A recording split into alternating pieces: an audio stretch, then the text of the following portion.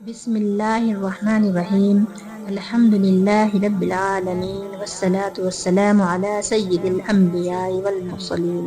میرے عزیز سامعین، یہ دنیا طاقت، دولت اور شہرت کے پیچھے بھاگنے والوں سے بھری ہوئی ہے، لیکن کبھی کبھی ایک ایسی ہستی سامنے آتی ہے جو ہمیں بتاتی ہے کہ اصل عزت نہ تخت و تاج میں ہے، نہ محل و جاہ و جلال میں ہے، بلکہ اصل کامیابی صرف ایمان میں ہے، صرف اللہ کی رضا میں ہے۔ آج ہم آپ کو ایک ایسی عظیم خاتون کی کہانی سنانے جا رہے ہیں جنہوں نے ظلم و جبر کے اندھیروں میں بھی توحید کا چراغ جلایا۔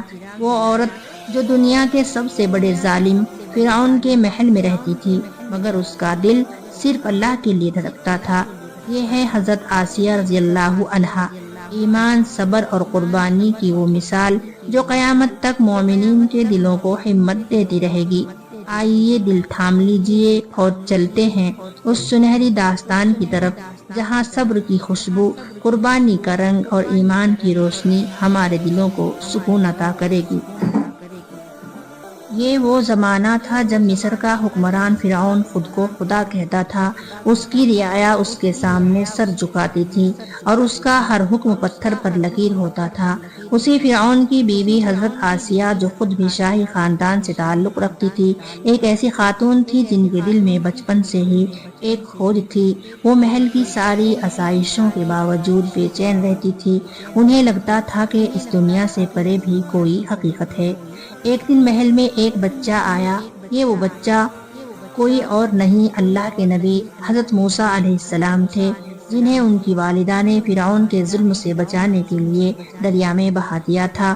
فرعون کے سپاہی اس بچے کو لے آئے اور فرعون نے حکم دیا کہ اس بچے کو قتل کر دیا جائے، لیکن حضرت آسیہ کا دل پگھل گیا۔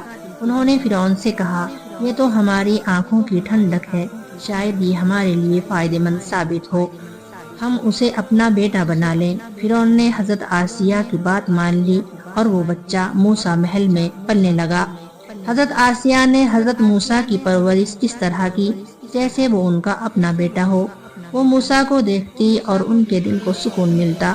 وقت گزرتا گیا اور جب حضرت موسیٰ جوان ہوئے تو اللہ نے انہیں نبوت سے سرفراز فرمایا۔ حضرت موسیٰ نے فرعون کو اللہ کی طرف بلایا، لیکن فرعون اپنی خدائی کے دعوے پر اڑا رہا۔ وہ حضرت موسیٰ پر ظلم کرنے لگا، ان کے معجزات کو جادو کہنے لگا اور ان پر ایمان لانے والوں کو سخت سزائیں دینے لگا۔ یہ وہ وقت تھا جب حضرت آسیہ کا ایمان بھی ان کے دل میں مضبوط ہو چکا تھا۔ وہ حضرت موسیٰ کے سچے خدا کی گواہی دے رہی تھی، لیکن فرعون اور اس کے دربار کے سامنے وہ اپنے ایمان کو چھپا کر رکھتی تھی۔ ایک دن ایک واقعہ پیش آیا۔ محل میں ایک عورت اور بھی رہتی تھی جو فرعون کی بیٹی کی کنگھی کرتی تھی۔ اس عورت کا نام ماشطہ تھا۔ وہ ایک دن کنگھی کر رہی تھی کہ اس کے ہاتھ سے کنگھا گر گیا اور اس کی زبان سے بے اختیار بسم اللہ نکل گیا۔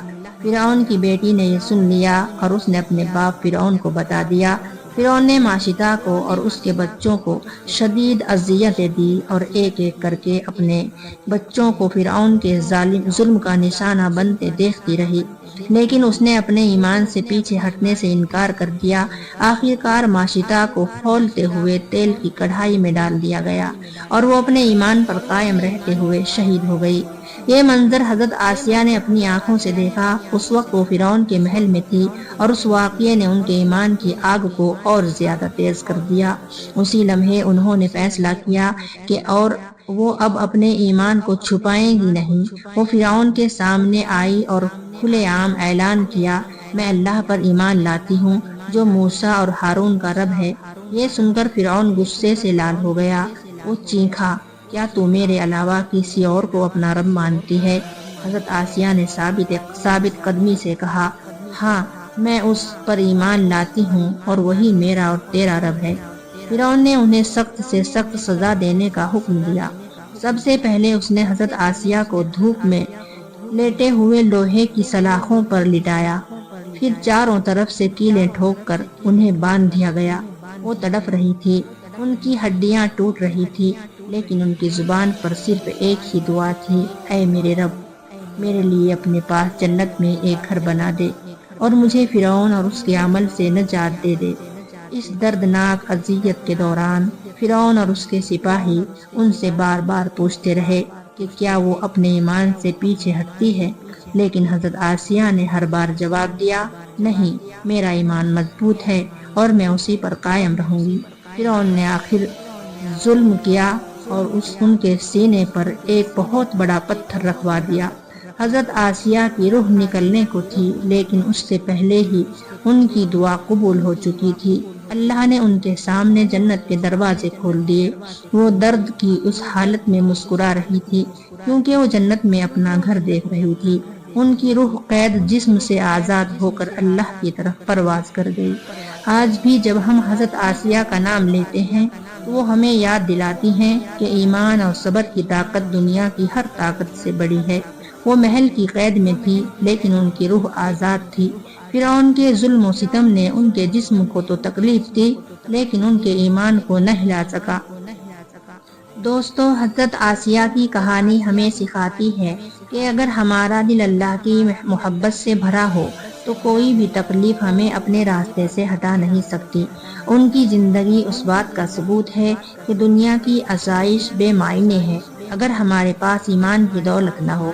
دعا ہے کہ اللہ ہمیں بھی ان کی طرح صبر، ثابت قدمی اور ایمان کی دولت عطا فرمائے۔ یہ کہانی صرف ایک واقعہ نہیں بلکہ ایمان کی وہ روشنی ہے جو ہر ٹوٹے دل کو حوصلہ دیتی ہے۔ حضرت آسیہ رضی اللہ عنہا کا صبر اور ان کی قربانی اور اللہ پر کامل بھروسہ ہمیں یہ سبق دیتا ہے کہ چاہے دنیا کی ساری طاقتیں ہمارے خلاف کیوں نہ ہو جائیں، اگر دل اللہ کے ساتھ ہے تو کوئی ہمیں جھکا نہیں سکتا۔ دوستو، اگر اس ایمان افروز کہانی نے آپ کے دل کو بھی چھوہا ہے تو دل کی گہرائیوں سے ایک لمحے کے لیے دعا کیجیے، یا اللہ ہمیں بھی آسیہ جیسا مضبوط یقین عطا فرما، ہمارے دلوں کو اپنے نور سے منور کر دے۔ دوستو، یہ تھی آج کی ویڈیو۔ امید کرتی ہوں کہ آپ کو یہ ویڈیو بہت پسند آئی ہوگی۔ میری یہی کوشش ہے کہ درد دل کے ذریعے آپ کے دلوں تک وہ بات پہنچے جو آپ کو اللہ کے قریب کر دے اور آپ کے دل کو راحت دے۔ اگر آپ کو یہ ویڈیو پسند آئی ہو تو چینل کو ضرور سبسکرائب کریں، لائک اور شیئر کریں تاکہ یہ پیغام اور بھی دلوں تک پہنچ سکے۔